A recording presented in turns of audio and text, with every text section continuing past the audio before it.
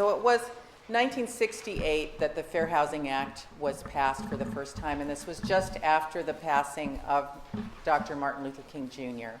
And so at that time, the protected classes were race, color, religion, and national origin.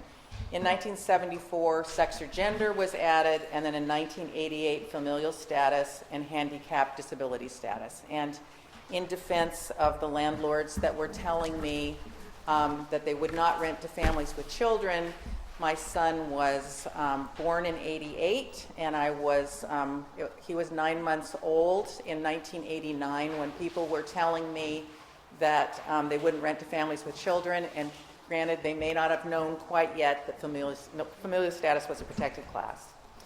So protected classes gets kind of confusing. There are lots of protected classes. So Bellingham has its own protected classes. But Washington State is the next bump down from the federal. They include marital status, sexual orientation, and actual gender identity as well, and military and veteran status. And then depending upon the jurisdiction, and I can't remember Bellingham's right now, I don't think it includes age.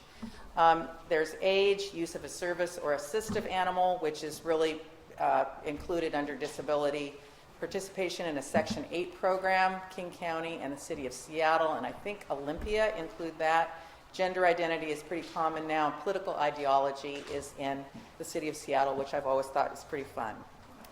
So in your packet, there's a blue sheet, which is something that I refer to on a regular basis. It's this one, which is a really good chart for you, those of you that are doing fair housing work. So this has the federal, it has the state, it has King County, Seattle, and Tacoma. It's important for anybody in the housing industry, if you own apartments or housing or rental or selling anywhere in the state, don't just look at your local jurisdiction. Look at the federal, the state laws, and whatever the little ones are in where that house is located, because it's really important to know what those are. So there is a whole list on this blue sheet of the different agencies that do fair housing, and I'm going to get into the differences between those agencies, but you can call us with any of your concerns. So the question next is, what is a dwelling? So the definition of a dwelling means any building, structure, or portion thereof which is occupied as or designed or intended for occupancy as a residence by one or more families, and any vacant land which is offered for sale or lease for the construction or location thereon of any such building, structure, or portion thereof. That's a big, long definition. And I'll just give kind of a list of what some of those things are. It can be retirement communities, summer homes, nursing homes, college dormitories, boarding homes, residence hotels, group homes, homeless shelters, houses, apartments, mobile home parks, condominiums, cooperatives, timeshare properties, vacant land to be developed for residential use. So that all entities which control or have an effect on housing choice are covered under the Fair Housing Act. And so those are some of the kinds of things that we've just talked. So even homeowners associations, and we have lots of calls about homeowners associations who have specific criteria for who's living there. Cooperatives, real estate agencies or mortgage lending institutions, public housing authorities, and we work with public housing authorities a great deal. Agencies which received funds to provide housing, federal funds primarily.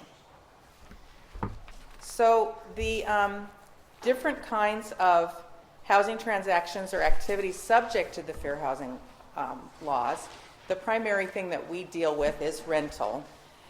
But we also do sales, and we do testing in both rental and sales, but we also get calls in terms of these kinds of housing, lending, appraisals, insurance, advertising, and coercion, intimidation, threats, and interference.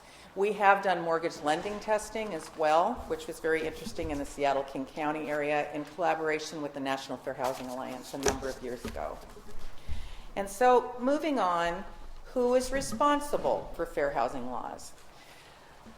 Get on the right page here. It is real estate agents and brokers, property owners, property managers, Maintenance, we have a lot of issues with when the agent is gone from the apartment complex. The maintenance man is there and starts showing apartments or gives information, which is not always the best information. So we do a lot of training of maintenance professionals. Housing developers and contractors, mortgage lenders, insurance providers, advertising sources. We've done training of newspapers in the past, neighbors, and also jurisdictions.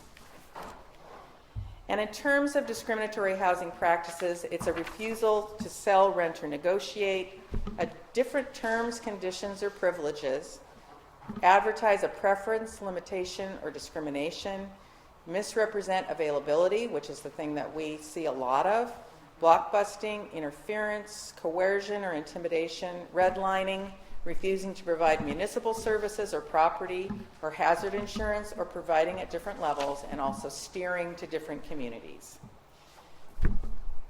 And the kinds of exemptions that we have are that there's mom and pop. The owner does not own more than 3 single-family houses at any one time. And then also housing for older persons. And there's 2 kinds. There are the ones for 62 years of age and older, which is 100% of the units are for that age group. And then there's the 80% of units are intended, and that's for the 55 and older. And it's very important that the policies are in place for these kinds of properties. So we're going to talk first about one of the protected classes, familial status. So that's which I talked about with the baby on my hip. This means anyone who one or more individuals who have not attained the age of 18 years being domiciled with a parent or another person, the designee of such a parent or other person having such custody, and any person who is pregnant or is in the process of securing legal custody of any individual who has not attained the age of 18 years. Just as an aside on this, I was just in Washington, D.C. last week for a National Fair Housing Alliance board meeting, and there's some amazing case law recently, I don't know why, in terms of sales of houses and getting loans where women who are pregnant were not allowed to buy the homes. Really amazing lawsuits that I just didn't think that happened anymore. But so it's still going on in terms of the pregnancy issue. The next thing we're going to get to in regard to this is occupancy standards, which does get a little bit confusing, which is the number of children that you have in a house. HUD's basic rule is 2 persons per bedroom. And depending upon the region, and for those of you that are in the housing industry, it's really important that you know what the occupancy standards are in your community. So if you're in Bellingham, know what Bellingham's occupancy standards are. If you're just outside in Whatcom County, know what Whatcom counties are. You can't just go on the federal law. But in looking at these, and I think that King County and Seattle, it's 2+1. So you have all these different things, but it really depends upon room size. It used to be that you would be able to separate out boys and girls. That's not necessarily true anymore. So it's very important to look at the size of bedrooms and the unit that you have, the configuration of the unit, the age of the children, physical limitations such as sewer or septic, and to have very clear policies in place for whatever you're doing. And, just an example of that as well, the Tacoma Housing Authority has just completely reworked their occupancy standards so that they can have more people in more units, but they've been very careful and cautious about how they've gone forward on this. So we've been getting a lot of calls from a lot of the tenants at the Housing Authority, so we've had to really make sure that we know what their policy is and that it was accepted by HUD. So domestic violence is a protected class under sex.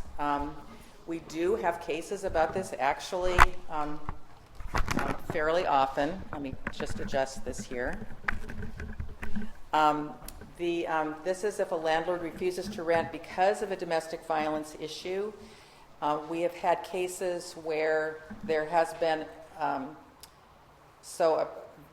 victim of domestic violence, and that actual victim is given an eviction notice. They have to move out, and so because it's the spouse or the partner that was the one that was the perpetrator, the victim should not be discriminated against because of that happening.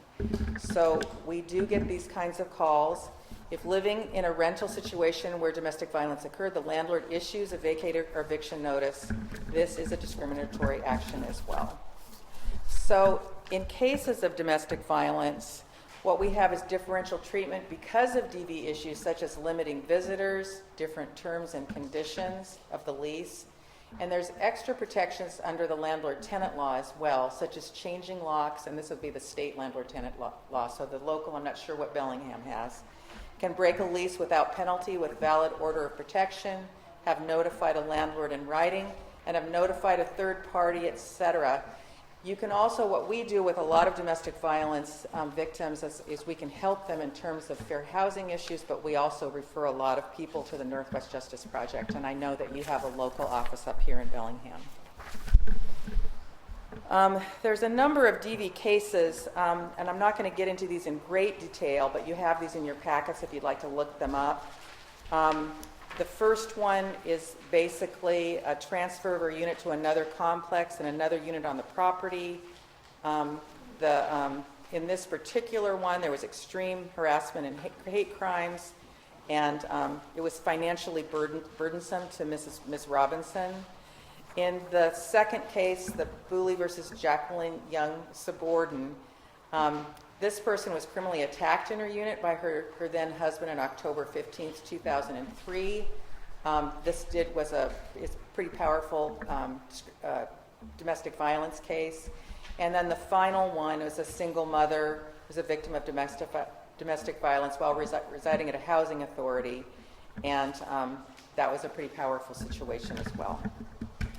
So now we're going to move on to disability, which is handicap, which is how it's written under the federal fair housing law, means with respect to a person who has a physical or mental impairment which limits one or more major life activities, such as eating, sleeping, walking, breathing, working or talking, a record of such an impairment, or being regarded as having such impairments. And this is the area nationwide and also here in Washington that there's the largest number of complaints is disability. This disability is covered under the Fair Housing Act. It's also covered under the American with Disabilities Act, Section 504 of the Rehabilitation Act, and state and local laws. And so it's important to take a look to see if the city of Bellingham has anything, but the state law and the federal law are basically where we are now. And so when we get into disabilities, there's a long list of physical or mental impairment. It includes these kinds of disabilities, but it's not limited to them. And then, so what we find is that we are helping a lot of people what are called reasonable accommodations. And so I'm going to read this. It shall be unlawful for any person to refuse to make reasonable accommodations in rules, policies, practices, or services when such an accommodation may be necessary to afford a handicapped person equal opportunity to use and enjoy a dwelling unit, including public and common use area. And so and we've got, do I have modifications in here? I do. We're coming up on modifications. So the kinds of things that we find with reasonable accommodations, it might be someone with a service animal just requesting to have that service animal with them. It might be that they have difficulty walking and it's requesting a parking place to be designated for them that's very close to their unit. It can be other things that are related within that particular facility. And so we help with these kinds of things on a regular basis. And here's a list of some of the kinds of things that we do. So waiving a no pet policy. We do find in advertising there's a lot of apartment complexes that say no dogs. And so in that kind of situation, when you have a service animal, it's not a pet, it's your assistive animal. And so we'll help people with those kinds of requests. They need to have medical documentation about that, but we do assist with that. Providing a reserved parking space, explaining what is in the lease agreement and what the rules of the complex are. If someone's vision impaired, they need that either in a different format or to be explained to them. Transferring from an upstairs unit to a ground floor unit based upon their disability. early release from a lease if they've got some major medical condition and need to move someplace else for medical care, providing tenant written information versus verbal, and then also meeting in an accessible location. Sometimes the rental offices are not accessible, so it's just making sure that they can meet someplace else. And then a reasonable modification, the difference with this, and we're going to get to questions at the end if that's okay.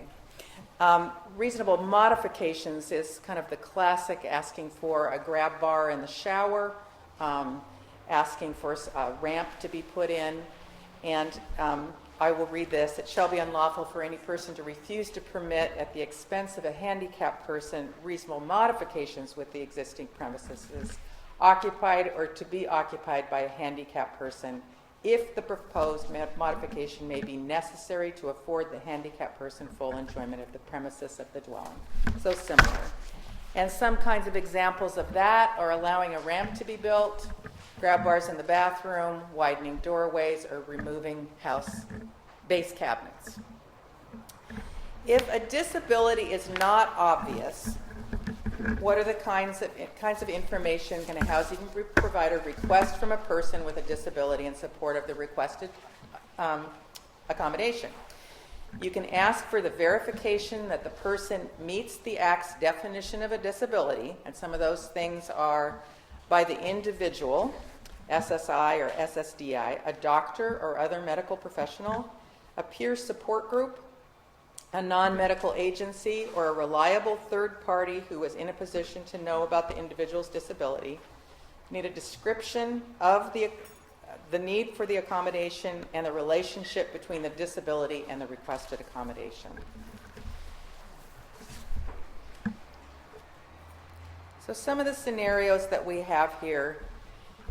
Can manager Joe Thomas advertise his rental apartment this way? 1-bedroom unit, ideal for mature persons, quiet neighborhood, many amenities, close to St. Martin's Church. Does this violate the Fair Housing Act? Quiet neighborhood, many amenities, close to St. Martin's Church. What do you think that this might be kind of telling the housing consumer here? I hear from the front row, you want an older person. What were you going to say?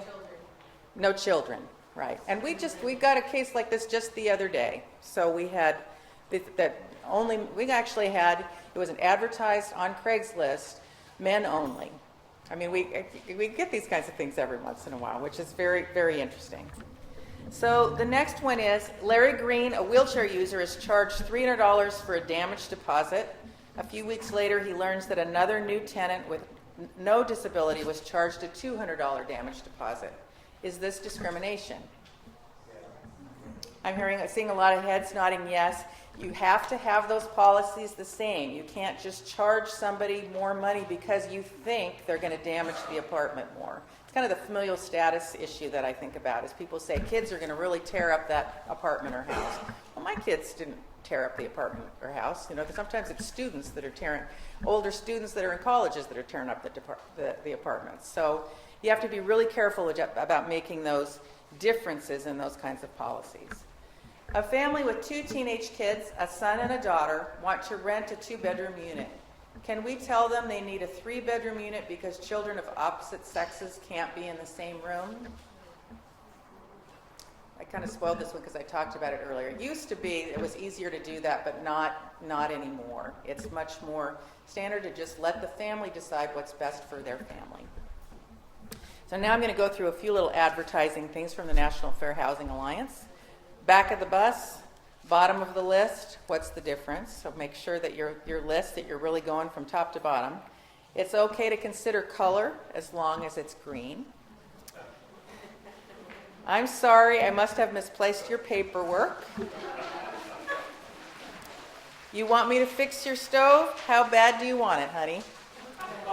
And believe it or not, we've had a lot of these kinds of cases, and it's pretty disturbing. This is kind of a common situation. This is a little, for those of you that can't see it, apartment phone message. Tina and Frank, teacher and a sales manager, 2 names, 2 kids. The telephone number sounds Mexican.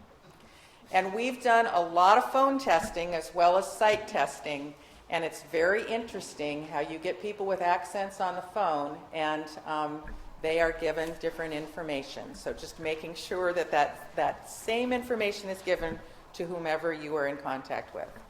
So now we're going to spend a little time on advertising.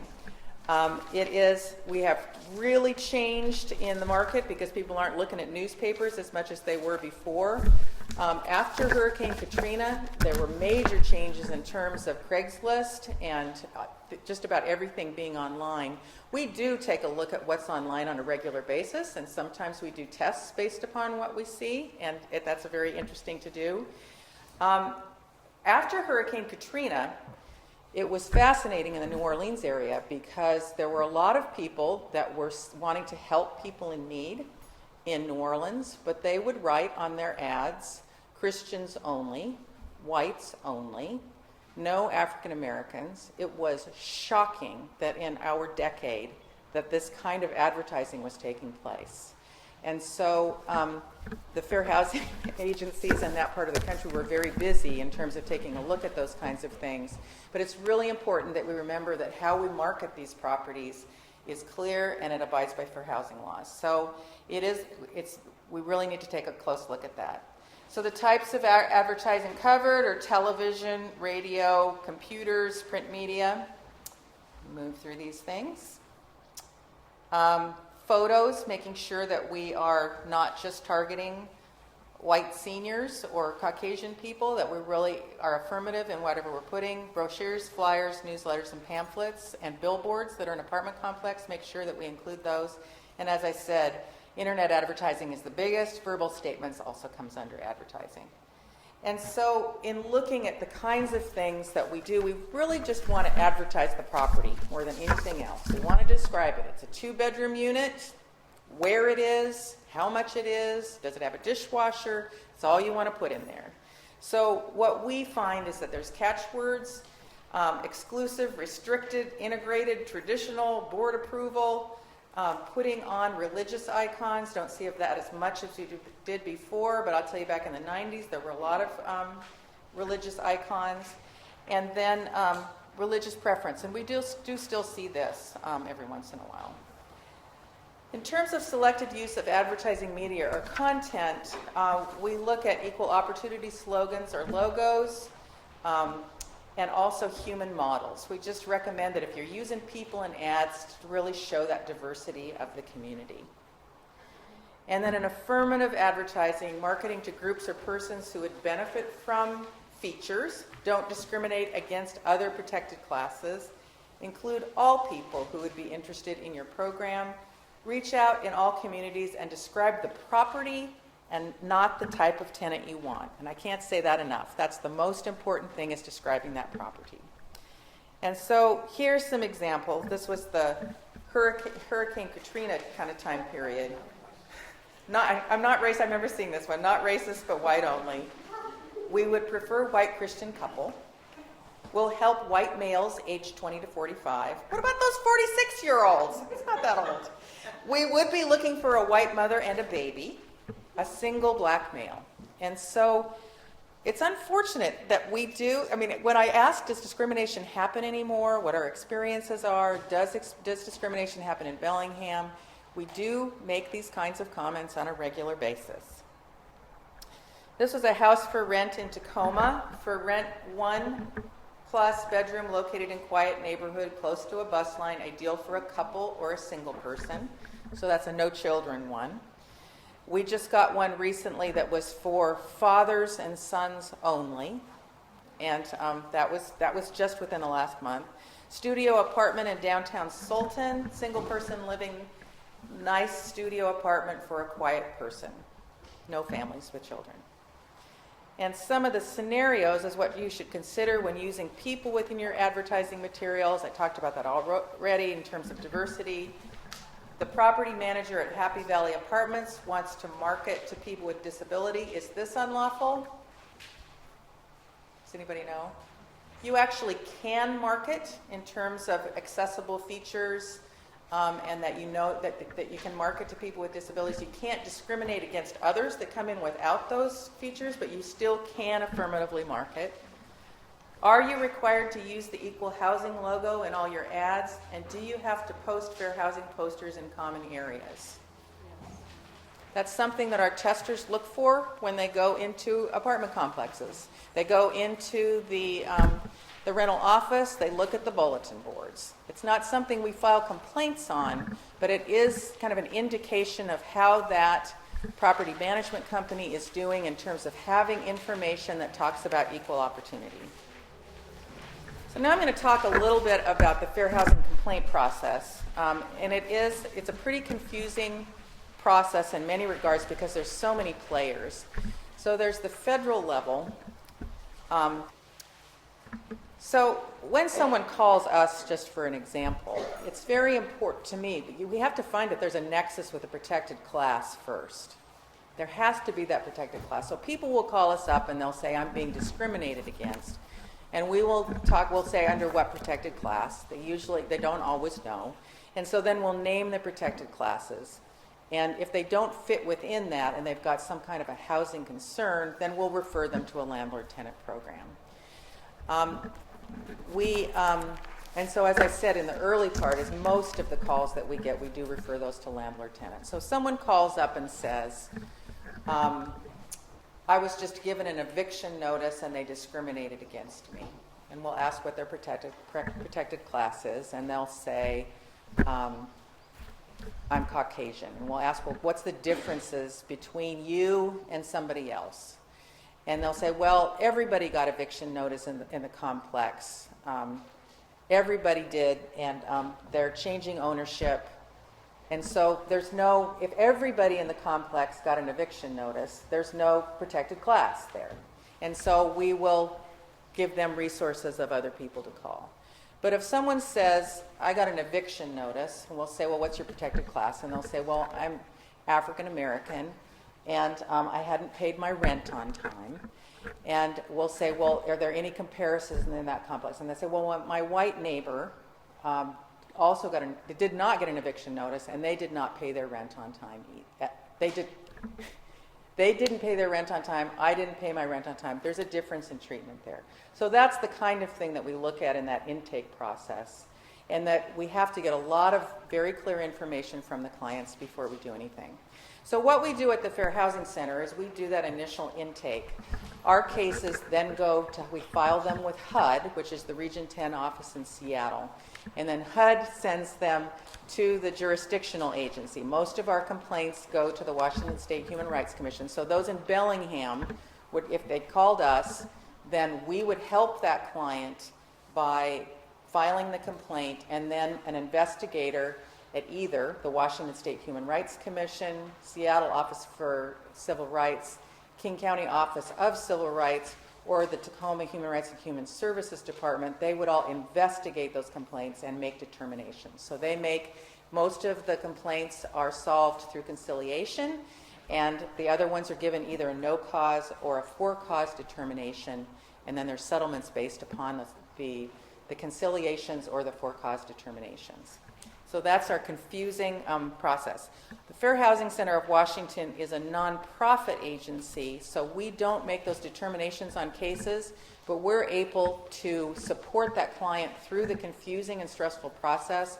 The agencies that I just named, those are administrative agencies that make those determinations. They have to be impartial through the whole process, so there's no hand-holding of either side, either of the housing provider or of the client. So I really value the work that we do. It's very much like the Long-Term Care Ombudsman Program, where we're able to really help those clients along the way through their difficulties. I'm really proud of the work that we do with that.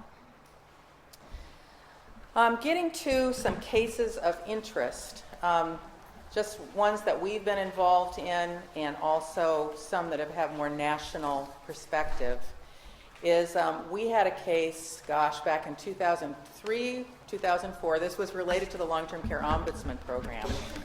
The Longview Long-Term Care Ombudsman Program called and said, we have adult family homes in our community that an insurance company, Western World Insurance, is canceling their insurance if they have people with mental disabilities.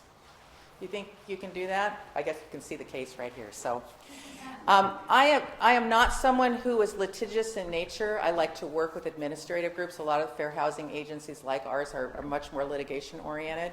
This, if I'm going to be involved in litigation, I like it to be a good case, and this case had a ripple effect across the country.